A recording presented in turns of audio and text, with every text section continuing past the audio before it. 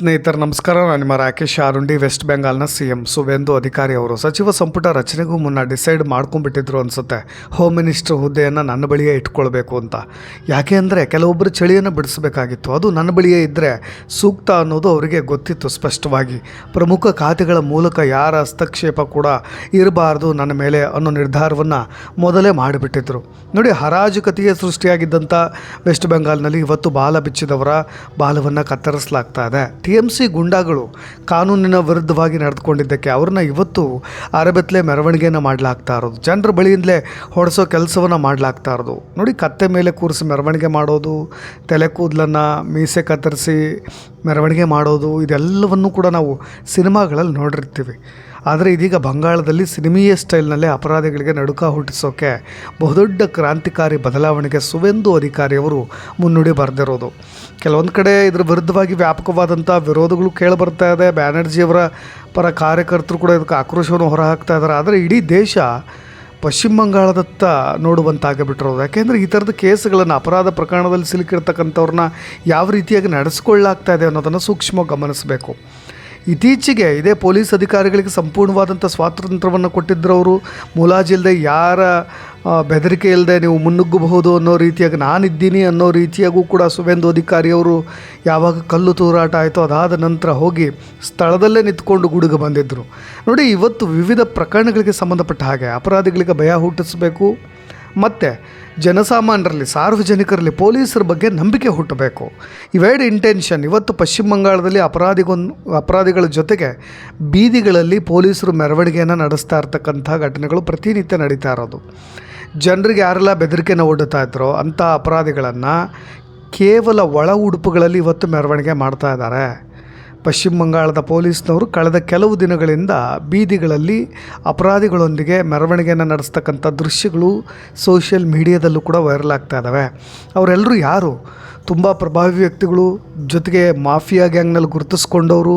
ಅವ್ರನ್ನ ಕಂಡ್ರೆ ಜನರೇ ಹೆದರ್ತಾ ಇದ್ದರು. ಅಂಥವ್ರನ್ನೇ ಟಾರ್ಗೆಟ್ ಮಾಡಿ ಅಪರಾಧ ಕೇಸ್ಗಳಲ್ಲಿ ಇದ್ದಂಥವ್ರನ್ನ ಇವತ್ತು ಬೀದಿಗೆ ತರ್ತಾ ಇರೋದು. ನೋಡಿ, 3 ಜನರು TMC ಸಂಬಂಧಿತ ಪ್ರಬಲ ವ್ಯಕ್ತಿಗಳನ್ನು ಒಳ ಉಡುಪಿನಲ್ಲೇ ಬೀದಿಗಳಲ್ಲಿ ಮೆರವಣಿಗೆ ಮಾಡಿರೋದು. ನಿಮಗೆ ಹೌರಾದ ಡಾನ್ ಆಕಾಶ್ ಸಿಂಗ್, ಆತ ನೇರವಾಗಿ TMC ಮಮತಾ ಬ್ಯಾನರ್ಜಿ ಅವರೊಂದಿಗೆ ಗುರುತಿಸ್ಕೊಂಡಿದ್ದಂಥ ವ್ಯಕ್ತಿ. ಆತನ ತಲೆ ಮತ್ತು ಮುಖವನ್ನು ಬೋಳಿಸಿ ಇವತ್ತು ಆತನನ್ನು ಮೆರವಣಿಗೆ ಮಾಡಲಾಗಿದೆ. ಪೊಲೀಸ್ ದಬ್ಬಾಳಿಕೆ ಮತ್ತು TMCಯ ಕಾನೂನು ಮತ್ತು ನೈತಿಕ ಉಲ್ಲಂಘನೆಯ ಆರೋಪಗಳ ಮೇಲೆ ಇವೆಲ್ಲವೂ ಕೂಡ ಮೆರವಣಿಗೆ ನಡೀತಾ ಇದೆ ಅನ್ನೋದನ್ನು ಸುವೇಂದು ಅಧಿಕಾರಿಯವರೇ ಒಪ್ಕೊಂಡಿರೋದು. ಒಂದು ವಿಡಿಯೋದಲ್ಲಿ ನಿಮಗೆ ಆರೋಪಿಯನ್ನು ಒಳ ಉಡುಪು ಧರಿಸಿ ಬೀದಿಗಳಲ್ಲಿ ಮೆರವಣಿಗೆ ಮಾಡ್ತಾ ಇರ್ತಕ್ಕಂಥ ದೃಶ್ಯಗಳನ್ನು ಗಮನಿಸ್ತಾ ಇದ್ದೀರಿ. ಆತ ಸ್ಥಳೀಯ TMC ವಾರ್ಡ್ನ ಕಾರ್ಯಕರ್ತ.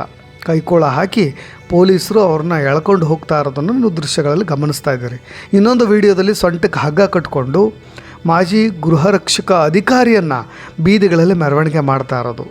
ಪಶ್ಚಿಮ ಬಂಗಾಳದ ಸುವೇಂದು ಅಧಿಕಾರಿ ನೇತೃತ್ವದ BJP ಸರ್ಕಾರ 2021 ಪಶ್ಚಿಮ ಬಂಗಾಳ ವಿಧಾನಸಭಾ ಚುನಾವಣೆಗೆ ಸಂಬಂಧಪಟ್ಟ ಹಾಗೆ ಸುಲಿಗೆ ಮಾಡಿದವರು, ಭ್ರಷ್ಟಾಚಾರ ಮಾಡಿದವರು, ಚುನಾವಣೆಯ ನಂತರ ಯಾರೆಲ್ಲ ಹಿಂಸಾಚಾರಗಳಲ್ಲಿ ಭಾಗವಹಿಸಿದ್ರು ಅವರು, ಇತ್ತೀಚೆಗೆ ಕಲ್ಲು ತೂರಾಟಗಳಲ್ಲೂ ಕೂಡ ಪರೋಕ್ಷವಾಗಿ ಹಣ ಸಪ್ಲೈ ಮಾಡಿದವರು, ಗುಂಡಾಗಳನ್ನು ಬಿಟ್ಟಂಥವರು, ನೇರವಾಗಿ ಭಾಗಿಯಾಗಿರ್ತಕ್ಕಂಥ TMC ಪಕ್ಷದ ದೊಡ್ಡ ನಾಯಕರು, ಕಾರ್ಯಕರ್ತರ ವಿರುದ್ಧವಾಗಿ ಇವತ್ತು ಸುವೇಂದು ಅವರ ಸರ್ಕಾರ ಕ್ರಮಗಳನ್ನು ತೆಗೆದುಕೊಳ್ತಾ ಇರೋದು ಮತ್ತು ಅಪರಾಧಿಗಳ ಮೆರವಣಿಗೆಯನ್ನು ನಡೆಸ್ತಾ ಇರೋದು.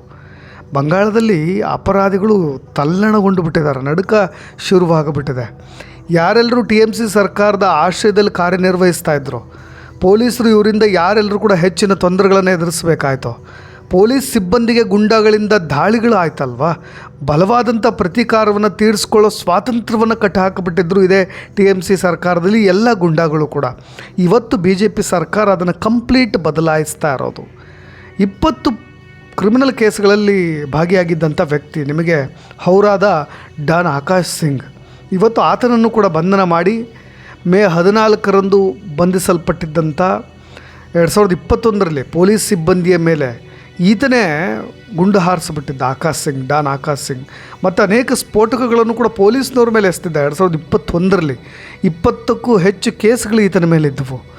ನಾವು ಇವತ್ತು ಅದೇ ಅಪರಾಧದ ದೃಶ್ಯಗಳನ್ನು, ಆ ಸೀನ್ನ ರೀಕ್ರಿಯೇಟ್ ಮಾಡ್ತಾ ಇದ್ವಿ ಅನ್ನೋ ಥರದಲ್ಲಿ ಇವತ್ತು ಕೈಕೋಳ ಹಾಕಿ ಪೊಲೀಸ್ನವರು ಆತನ ಎಳ್ಕೊಂಡು ಹೋಗ್ತಾ ಇರೋದು. ತೋಳಿಲ್ಲದೆ ಇರತಕ್ಕಂಥ ವೆಸ್ಟ್ಗಳು ಮತ್ತು ಬಾಕ್ಸರ್ ಶಾರ್ಟ್ಸ್ಗಳನ್ನು ಧರಿಸಿರ್ತಕ್ಕಂಥ ವ್ಯಕ್ತಿ ನಿಮಗೆ ತಲೆ ಮತ್ತು ಮುಖವನ್ನು ಸಂಪೂರ್ಣವಾಗಿ ಬೋಳಿಸ್ಬಿಟ್ಟಿದ್ದಾರೆ.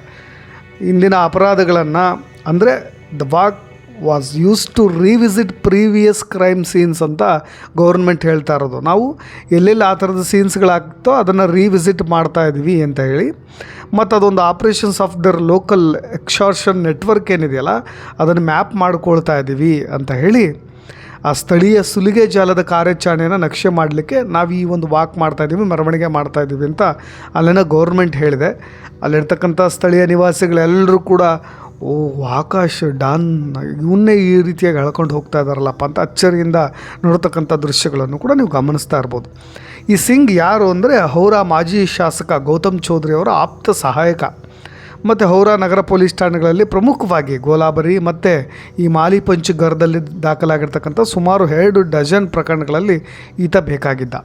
ಇನ್ನು ನಿಮಗೆ ಹೌರಾದಲ್ಲಿನ ವೆಸ್ಟ್ನಲ್ಲಿ TMC ವಾರ್ಡ್ ಅಧ್ಯಕ್ಷರ ಪರೇಡ್ ಕೂಡ ನಡೀತು. ಅದು ಪ್ರತ್ಯೇಕ ಕಾರ್ಯಾಚರಣೆ. ನಿಮಗೆ ಶಿಬ್ಬುರ ಪೊಲೀಸರ ತಂಡವು ಅರೆಸೈನಿಕ ಪಡೆಗಳೊಂದಿಗೆ ಸ್ಥಳೀಯ TMC ವಾರ್ಡ್ನ ಅಧ್ಯಕ್ಷ ಶಮೀಮ್ ಅಹಮದ್ ಅಲಿಯಾಸ್ ಬಡೆ ಅಥವಾ ಗಬ್ಬರ್ ಅಂತ ಹೇಳಿ ಕರೀತಾರಲ್ಲ ಅವನನ್ನು GT ರಸ್ತೆ ಮತ್ತು ಶಿಬ್ಬುರ ಟ್ರಾಮ್ ಡಿಪೋ ಪ್ರದೇಶದ ಮುಖಾಂತರವಾಗಿ ಬಿಳಿ ಜಾಕೆಟನ್ನು ಧರಿಸ್ಕೊಂಡು ಆತನನ್ನು ಕೂಡ ಮೆರವಣಿಗೆ ಮಾಡ್ಕೊಂಡು ಹೋಗಲಾಯಿತು. ನಿಮಗಲ್ಲಿನ ಲೋಕಲ್ ನಿವಾಸಿಗಳು ರಿಯಾಕ್ಟ್ ಮಾಡ್ತಾ ಇದ್ದಿದ್ದೆ ಭಾಳ ಅಚ್ಚರಿ ಮೂಡಿಸ್ತಾ ಇದ್ದಿದ್ದು. ಯಾಕೆಂದರೆ ಅಹಮದ್ ಕೈಕೊಳ ಹಾಕಿದ್ರು.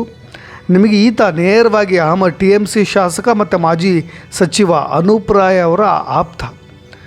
ಬಹಳಷ್ಟು ರಾಜ್ಯಗಳಲ್ಲಿ ನಡೆಸಿದಂಥ ಒಂದು ಕಾರ್ಯಾಚರಣೆ ನಂತರ ಹುಡುಕಾಟ ಎಲ್ಲ ರಾಜ್ಯಗಳಲ್ಲೂ ಕೂಡ ಇವನನ್ನು ಹುಡುಕಾಟ ನಡೆಸಲಾಗ್ತಾ ಇತ್ತು. ಈಗ ಮೇ 21ರಂದು ಚೆಂಬೂರಿನಲ್ಲಿ ಮುಂಬೈ ಪೊಲೀಸ್ ಅಪರಾಧ ವಿಭಾಗ ಅಹಮದ್ನನ್ನು ಅರೆಸ್ಟ್ ಮಾಡಲಾಯಿತು. ಜೊತೆಗೆ ಮೇ 7ನೇ ತಾರೀಕು ಚೌರಾಬಸ್ತಿಯಲ್ಲಿ BJP ಅಲ್ಪಸಂಖ್ಯಾತ ವಿಭಾಗದ ಮೆರವಣಿಗೆಯ ಮೇಲೆ ಈತ ಗುಂಡಿನ ದಾಳಿ ನಡೆಸಿದ್ದ, 3 ಗಾಯಗೊಂಡಿದ್ದರು. ಇವೆಲ್ಲ ಘಟನೆಗಳಿಗೆ ಸಂಬಂಧಪಟ್ಟ ಹಾಗೆ ಚುನಾವಣೆಯ ನಂತರ ಈ ಬಾರಿ ಎಲೆಕ್ಷನ್ ನಂತರ ಹಿಂಸಾಚಾರದ ಪ್ರಕರಣಗಳಲ್ಲಿ ಪ್ರಮುಖ ಆರೋಪಿಯಾಗಿದ್ದ ಕಾರಣವಾಗಿ ಪಶ್ಚಿಮ ಬಂಗಾಳಕ್ಕೆ ಇವನನ್ನು ರಿಮ್ಯಾಂಡ್ ಮೇಲೆ ಕರೆತಂದ ನಂತರ ಹೌರಾ ನ್ಯಾಯಾಲಯ ಇವನಿಗೆ 8 ದಿನಗಳ ಪೊಲೀಸ್ ಕಸ್ಟಡಿಗೆ ಕೊಡ್ತು. ಯಾವಾಗ ಪೊಲೀಸ್ ಕಸ್ಟಡಿಗೆ ಕೊಡ್ತೋ ಈಗ ಅವನನ್ನು ಈ ರೀತಿಯಾಗಿ ಜನರ ಸಮ್ಮುಖದಲ್ಲೇ ಅವನನ್ನು ಮೆರವಣಿಗೆ ಮಾಡೋ ಪ್ರಯತ್ನವನ್ನು ಸರ್ಕಾರ ಮಾಡ್ತಾಯಿದೆ. ನೋಡಿ, ಅಹಮದ್ TMC ಸರ್ಕಾರದ ಪ್ರಭಾವವನ್ನು ಬಳಸ್ಕೊಂಡು ಅಕ್ರಮವಾಗಿ ರಿಯಲ್ ಎಸ್ಟೇಟ್ ಮಾಡ್ತಾಯಿದ್ದ, ಸುಲಿಗೆ ಮಾಡ್ತಾಯಿದ್ದ, ಗೂಂಡಾಗಿರಿಯನ್ನು ಕೂಡ ಮಾಡ್ತಾಯಿದ್ದ. ನಿಮಗೆ ಅವ್ರ ನಿವಾಸದ ಮೇಲೆ ದಾಳಿ ನಡೆಸಿದಾಗ ಐಷಾರಾಮಿ ಒಳಾಂಗಣ, ಒಂದು 5 ಅಂತಸ್ತಿನ ಕಟ್ಟಡ, ಭಾಳ ಸೀಕ್ರೆಟ್ಸ್ಗಳು, ಮೆಟ್ಟಿಲುಗಳು, ಎಲ್ಲೆಲ್ಲಿ ಮೆಟ್ಟಿಲುಗಳಿದ್ದಾವೆ, ಎಲ್ಲೆಲ್ಲಿ ರೂಮ್ಗಳಿದ್ದಾವೆ. ಭಾಳ ಅಚ್ಚರಿಯಾದಂಥ ವಿಷಯ. ಅವರ ಮನೆಯ ಚಾವಣಿ ಮೇಲೆ ಒಂದು ಜೂಜಾಟದ ಅಡ್ಡೆಯನ್ನೇ ಮಾಡ್ಕೊಂಡ್ಬಿಟ್ಟಿದ್ದ. ಮತ್ತು ವಸತಿ ಕಟ್ಟಡದ ಚಾವಣಿ ಮೇಲೆ 140 ಭಾಳ ವೆರೈಟಿ ದುಬಾರಿ ಮೇಕೆಗಳನ್ನು ಸಾಕ್ಕೊಂಡಿದ್ದ. ಹಾಗಾಗಿ ಇವತ್ತು ಆತನನ್ನು ಸೊಂಟಕ್ಕೆ ಹಗ್ಗ ಕಟ್ಟಿ ಮೆರವಣಿಗೆ ಮಾಡ್ತಾ ಇರೋದು. ಇನ್ನು ಸಾಹಿನ್ ಮುಲ್ಲಾ ಅನ್ನೋನ್ನ ಆ ವ್ಯಕ್ತಿಯನ್ನು ಕೂಡ ಸೊಂಟಕ್ಕೆ ಹಗ್ಗ ಕಟ್ಟಿ ಸುಲಿಗೆ ಆರೋಪವನ್ನು ಹೊರಿಸಿ ಹೌರಾದಲ್ಲಿ ಮೆರವಣಿಗೆ ಕೂಡ ನಡೆಸಿದ್ದು. ನಿಮಗೆ ಹೌರಾ ಜಿಲ್ಲೆಯಲ್ಲಿ ನಿಮಗೆ ಸಂಕ್ರೈಲ್ ಪೊಲೀಸರು ನಿಮಗೆ ಹೌರಾದ ದಕ್ಷಿಣ ಭಾಗದಲ್ಲಿ ಅದೇ ಅರೆಸೈನಿಕ ಪಡೆಗಳನ್ನು ಬಳಸ್ಕೊಂಡು ಜಂಟಿ ಕಾರ್ಯಾಚರಣೆ ಮಾಡಿ ಸಾಹಿನ್ ಮುಲ್ಲಾ ಅಲಿಯಾಸ್ ಸನ್ನಿ ಅಂತ ಹೇಳಿ ಕರೀತಾರೆ ಅವನನ್ನು. ಬೆಲ್ತಲಾ ಪ್ರದೇಶದ ಅವನದೇ ಆದಂಥ ಲೋಕಲ್ ಅವ್ರ ಮನೆಯ ಪ್ರದೇಶದಲ್ಲೇ ಅವನಿಗೆ ಸೊಂಟಕ್ಕೆ ಹಗ್ಗ ಕಟ್ಕೊಂಡು ಮೆರವಣಿಗೆ ನಡೆಸಿದರು. ಮೊಲ್ಲ ಬಿಳಿ ಸೊಂಟ ಮತ್ತು ಬಿಳಿ ಶಾರ್ಟ್ಸನ್ನು ಧರಿಸಿ ಒಂದು ಶಾರ್ಟ್ಸನ್ನು ಹಾಕ್ಕೊಂಡಿರ್ತಕ್ಕಂಥ ದೃಶ್ಯಗಳನ್ನು ಗಮನಿಸ್ತಾ ಇದ್ದೀರಿ. ಅವ್ರದ್ದೇ ಅಂಗಡಿ ಬಾಗಿಲು ಜೊತೆಗೆ ಅವ್ರ ಮನೆಯ ಲೋಕಲ್ ಜಾಗಗಳಲ್ಲೇ ಅವನನ್ನು ಸುಲಿಗೆ ಆರೋಪದ ಮೇಲೆ ಮತ್ತು ತಾತ್ಕಾಲಿಕ ಗೃಹರಕ್ಷಕ ದಳದವರಾಗಿರ್ತಕ್ಕಂಥ ಮೊಲ್ಲ ಇದಕ್ಕಿಂತ ಹಿಂದೆ ಮಾಜಿ ಗೃಹರಕ್ಷಕ ದಳದಲ್ಲಿ ಕೆಲಸ ಮಾಡ್ತಾಯಿದ್ದ. ಮೇ 23ನೇ ತಾರೀಕು ಅವನನ್ನು ಬಂಧನ ಮಾಡಿದ್ದು. ಸುಲಿಗೆ ಆರೋಪದ ಮೇಲೆ ತಾತ್ಕಾಲಿಕವಾಗಿ ಸಂಚಾರ ಗೃಹರಕ್ಷಕ ದಳದಿಂದ ಅವನನ್ನು ವಜಾಗೊಳಿಸಿ ಈಗ ಅವನನ್ನು ಮೆರವಣಿಗೆ ನಡೆಸಿ ಪೊಲೀಸ್ ಕಸ್ಟಡಿಗೆ 4 ದಿನಗಳ ಕಾಲ ಪೊಲೀಸ್ ಕಸ್ಟಡಿಗೆ ಹೌರಾ ಕೋರ್ಟ್ ಕೊಟ್ಟಿರೋದ್ರಿಂದ ಈಗ ಅದೇ ಸೀನ್ ರೀಕ್ರಿಯೇಟ್ ಮಾಡ್ತೀವಿ ಅಂತಲೂ ಕೂಡ ಪೊಲೀಸ್ನವರು ಮೆರವಣಿಗೆಯನ್ನು ನಡೆಸ್ತಾ ಇದ್ದಾರೆ. ನೋಡಿ, ಇದೆಲ್ಲದರ ವಿರುದ್ಧವಾಗಿ ಒಂದು ಕಡೆ TMC ವಿರೋಧ ಕೂಡ ಮಾಡ್ತಾಯಿದೆ. ನೀವು ಸರ್ಕಸ್ ಮಾಡ್ತಾಯಿದ್ದೀರಿ, ಇದು ಸರ್ಕಾರದ ಕರ್ತವ್ಯ ಅಲ್ಲ, ಸಾರ್ವಜನಿಕ ಮನರಂಜನೆಗಳನ್ನು ಕೊಡೋದು ನಿಮ್ಮ ಜವಾಬ್ದಾರಿ ಅಲ್ಲ. ಸಂವಿಧಾನ ಮತ್ತು ಕಾನೂನಿನ ನಿಯಮಕ್ಕೆ ಅನುಸಾರವಾಗಿ ನೀವು ಕಾರ್ಯನಿರ್ವಹಿಸಬೇಕು, ಅದು ಸರ್ಕಾರದ ಬಾಧ್ಯತೆ ಅಂತ ಹೇಳಿ ಬ್ಯಾನರ್ಜಿಯವರು ವಿರೋಧ ಮಾಡ್ತಾ ಇದ್ದಾರೆ. ಈ ರೀತಿಯಾಗಿ ನೀವು ಮಾಡ್ತಾ ಇದ್ದರೆ ಅದು ಒಂದು ರೀತಿಯಾಗಿ ಸಮಾಜಕ್ಕೆ ಆಳವಾದಂಥ ಕ್ರೌರ್ಯವನ್ನು ನೀವು ಬಿತ್ತುತ್ತಾ ಇದ್ದೀರಿ ಅನ್ನೋ ಥರದಲ್ಲಿ ಆಗ್ಬಿಡುತ್ತೆ. ಯಾವುದೇ ಅಪರಾಧಿಯ ಅಪರಾಧಗಳನ್ನು ನಾನು ಬೆಂಬಲಿಸೋದಿಲ್ಲ, ಸಮರ್ಥಿಸೋದೂ ಇಲ್ಲ.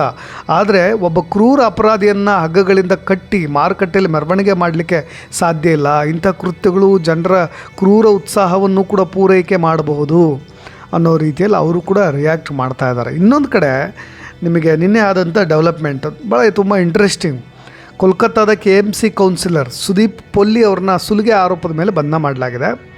ಮೇ 24 ಭಾನುವಾರದಿಂದ ಅವ್ರನ್ನ ಠಾಕೂರ್ಪುರ್ ಪೊಲೀಸ್ ಠಾಣೆಗೆ ಕರೆದೊಯ್ತಾ ಇರಬೇಕಾದ್ರೆ ಅವ್ರ ವಿರುದ್ಧವಾಗಿ ಚೋರ್ ಅಂತ ಹೇಳಿ ಘೋಷಣೆಗಳನ್ನು ಕೂಗಿದಂಥ ಜನರು ತಕ್ಷಣವೇ ಆತನ ಮೇಲೆ ಹಲ್ಲೆ ಮಾಡಲಿಕ್ಕೂ ಕೂಡ ಮುಂದಾಗಿಬಿಟ್ರು. ಈ ಥರದ ಒಂದು ವಿಶೇಷವಾದಂಥ ಘಟನೆ ಕೂಡ ನಡೀತು. ನೋಡಿ, ಪಶ್ಚಿಮ ಬಂಗಾಳ ಸರ್ಕಾರ ಸಿಕ್ಕ ಗುಂಡಾಗಳನ್ನು ಹೆಗ್ಗಿಲ್ಲದಂತೆ ಅರೆಸ್ಟ್ ಮಾಡಿ ಅಪರಾಧ ಸಂಖ್ಯೆಗಳನ್ನು ಕಡಿಮೆಗೊಳಿಸ್ತಾ ಇದ್ದೀವಿ ಅನ್ನೋ ಥರದ ಒಂದು BJP ಪರ ಕಾರ್ಯಕರ್ತರು, ಹಿರಿಯ ನಾಯಕರು ಕೂಡ ರಿಯಾಕ್ಟ್ ಮಾಡ್ತಾ ಇದ್ದಾರೆ. ಇನ್ನೊಂದು ಕಡೆ TMC ನಾಯಕನ ಮನೆ ಬಳಿ ಇರ್ತಕ್ಕಂಥ ಹೊಲದಲ್ಲಿ ದಾಳಿ ನಡೆಸಿ 2.24 ಕೋಟಿ ಅಂದರೆ 2,24,00,000 ಕ್ಯಾಶ್ನ ವಶಪಡಿಸ್ಕೊಂಡಿರೋದು.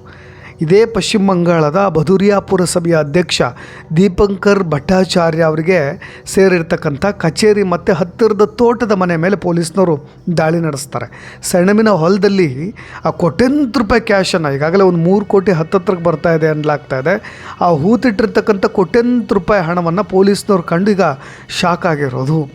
ಪಶ್ಚಿಮ ಬಂಗಾಳದ ಭದೂರಿಯಾದಲ್ಲಿ ತೃಣಮೂಲ ಕಾಂಗ್ರೆಸ್ನ ಕಚೇರಿಯಿಂದ ಸರಕುಗಳನ್ನು ಸಾಗಿಸುವಂಥ ವ್ಯಾನ್ಗಳನ್ನು ಅಲ್ಲಿನ ಜನರು ಗಮನಿಸಿರ್ತಾರೆ. ಜೊತೆಗೆ ಆ ಇನ್ಫಾರ್ಮೇಷನ್ನು ಕೂಡ ಪೊಲೀಸ್ನವರು ಕೊಡ್ತಾರೆ. ಈ ಮಾಹಿತಿ ಪಡೆದ ನಂತರ ಈಗೆಲ್ಲ ಬದಲಾಗ್ಬಿಟ್ಟಿದೆ. ನೀವು ಆಗ TMC ಅಧಿಕಾರದಲ್ಲಿದ್ದಾಗ ಇದು ಯಾವುದು ಕೂಡ ಸಾಧ್ಯವಾಗ್ತಾ ಇರಲಿಲ್ಲ. ಇವತ್ತು ಸ್ಥಳೀಯ ಲೋಕಲ್ ನಿವಾಸಿಗಳೇ ಪೊಲೀಸ್ನವ್ರಿಗೆ ಇನ್ಫಾರ್ಮರ್ ಆಗಿಬಿಟ್ಟಿದ್ದಾರೆ.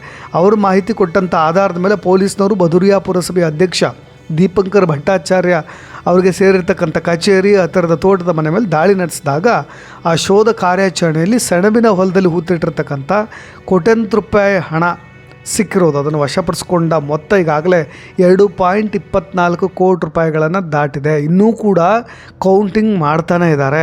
ಅದು 3 ಕೋಟಿ ಕೂಡ ದಾಟಬಹುದು.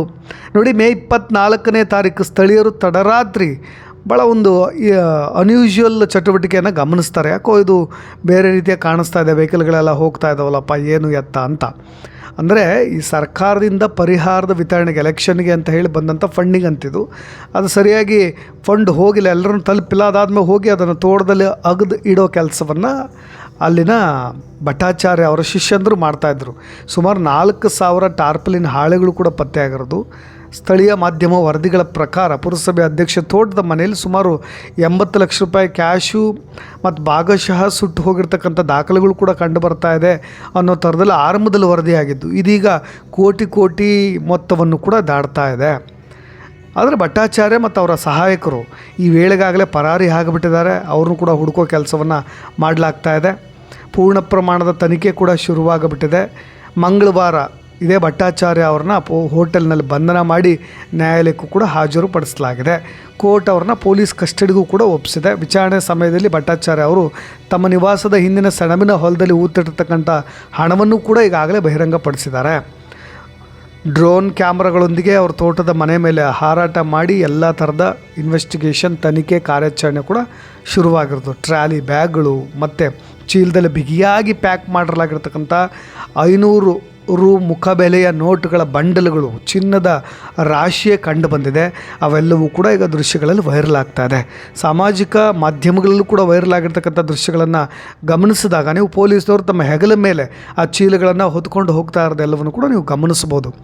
ಸೆಣಬಿನ ಹೊಲದ ಬಳಿ ಭಾರೀ ಜನಸಮೂಹವೇ ಜಮಾವಣೆ ಆಗಿತ್ತು. ಯಾಕೆಂದರೆ ಬುಧವಾರ ರಾತ್ರಿ ಇಡೀ ಎಣಿಸಿದಂಥ ಕ್ಯಾಶ್ ಅದು ಇನ್ನೂ ಸಿಗ್ತಾನೆ ಇದೆ. ಆತ ಈಗ ಕೋರ್ಟ್ ಮುಂದೆ ಒಂದಿಷ್ಟು ಮಾಹಿತಿಯನ್ನು ಕೂಡ ಒಪ್ಕೊಂಡಿರೋದು. ಅವೆಲ್ಲವೂ ಕೂಡ ಒಟ್ಟಾರೆಯಾಗಿ ಒಬ್ಬ ಪುರಸಭೆಯ ಅಧ್ಯಕ್ಷರ ಮನೆಯಲ್ಲಿ ಇಷ್ಟೊಂದು ದೊಡ್ಡ ಮೊತ್ತದ ಹಣ ಹೇಗೆ ಸಂಗ್ರಹ ಮಾಡಿದ್ರು ಅನ್ನೋ ಅಚ್ಚರಿಗಳು, ದಿಗ್ಭ್ರಮೆಗಳು ಎಲ್ಲರೂ ಕೂಡ ಹುಬ್ಬೇರಿಸುವಂತೆ ಮಾಡಿಬಿಟ್ಟಿರೋದು. ಎಷ್ಟು ಹಣವೆಲ್ಲವೂ ಕೂಡ ಈ ಬಾರಿ ಎಲೆಕ್ಷನ್ನಲ್ಲಿ ರವಾನೆ ಆಗ್ತಾಯಿತ್ತು ಜನಸಾಮಾನ್ಯರ ಬಳಿ ಅಂತ. ಮಾಜಿ ಸಚಿವ ಜ್ಯೋತಿಪ್ರಿಯ ಮಲ್ಲಿಕ್ ಇದ್ದಾರಲ್ಲ, ಅವರ ಆಪ್ತ ಸಹಾಯಕ ಅಂತ ಹೇಳಿ ಕರೆಯಪಡತಕ್ಕಂಥ ತೃಣಮೂಲ ನಾಯಕ ಅಜಿತ್ ಸಹ ಮತ್ತು ಅವರ ಸಹೋದರನನ್ನು ಕೂಡ ಇನ್ನೊಂದು ಕಾರ್ಯಾಚರಣೆಯಲ್ಲೂ ಕೂಡ ಬಂಧನ ಮಾಡಲಾಗಿದೆ. ಹಾಗಾಗಿ ನಾನು ಆರಂಭದಲ್ಲಿ ಹೇಳ್ತಾ ಇರೋ ಹಾಗೆ ಸಿಕ್ಕವ್ರನ್ನ ಈಗ ಅರೆಸ್ಟ್ ಮಾಡಲಾಗ್ತಾ ಇರೋದು ಯಾರೆಲ್ಲರೂ ಅಪರಾಧ ಪ್ರಕರಣಗಳಲ್ಲಿ ಭಾಗಿಯಾಗಿದ್ದರು, ಇತ್ತೀಚಿನ ಕಲ್ಲು ತೂರಾಟಗಳಲ್ಲಿ ಭಾಗಿಯಾಗಿದ್ದರು, ಚುನಾವಣೋತ್ತರ ಹಿಂಸಾಚಾರಗಳಲ್ಲಿ ಭಾಗಿಯಾಗಿದ್ದರು, ಯಾರನ್ನೂ ಕೂಡ ಮುಲಾಜಿಲ್ಲದೆ ಅರೆಸ್ಟ್ ಮಾಡಲಾಗ್ತಾ ಇದೆ. ಒಟ್ಟಾರೆಯಾಗಿ TMC ಒಳಗಿನ ಈ ಬೆಳವಣಿಗೆ ಇದೆಯಲ್ಲ, ಇತ್ತೀಚೆಗೆ ಒಂದು ಆಂತರಿಕ ಭಿನ್ನಾಭಿಪ್ರಾಯಗಳು ಕೂಡ ಶುರುವಾಗ್ಬಿಟ್ಟಿದೆ. TMC ಪಕ್ಷದೊಳಗೆ TMC ಪಕ್ಷವೇ ಛಿದ್ರ ಆಗೋಗ್ಬಿಟ್ಟಿದೆ. 2 ದಶಕಗಳಲ್ಲೇ ನಾವು ಕಂಡು ಕೇಳರಿಯದ ಬದಲಾವಣೆಗಳನ್ನು TMC ಪಕ್ಷದಲ್ಲಿ ನಾವು ನೋಡ್ತಾ ಇದ್ದೀವಿ. ಸುಮಾರು 100 ಜನ ಕೌನ್ಸಿಲರ್ಗಳು ರಾಜೀನಾಮೆ ಕೊಡ್ತಾ ಇದ್ದಾರೆ. TMC ಕಂಪ್ಲೀಟ್ ಕುಸಿತದ ಹಾದಿಯಲ್ಲಿ ಒದ್ದಾಡ್ತಾ ಇದೆ, ವಿಲವಿಲ ಒದ್ದಾಡ್ತಾ ಇದೆ ಅಂದರೂ ಕೂಡ ತಪ್ಪಾಗಲಿಕ್ಕಿಲ್ಲ. ನೋಡೋಣ ಮುಂದೆ ಆಗಬಹುದಾದಂಥ ರಾಜಕೀಯ ಬದಲಾವಣೆಗಳೊಂದಿಗೆ ಇನ್ನಷ್ಟು ಇನ್ಫಾರ್ಮೇಷನ್ ಸಮೇತ ಮತ್ತೆ ಬರ್ತೀನಿ. ನಾನು ರಾಕೇಶ್ ಆರುಂಡಿ. ಧನ್ಯವಾದ.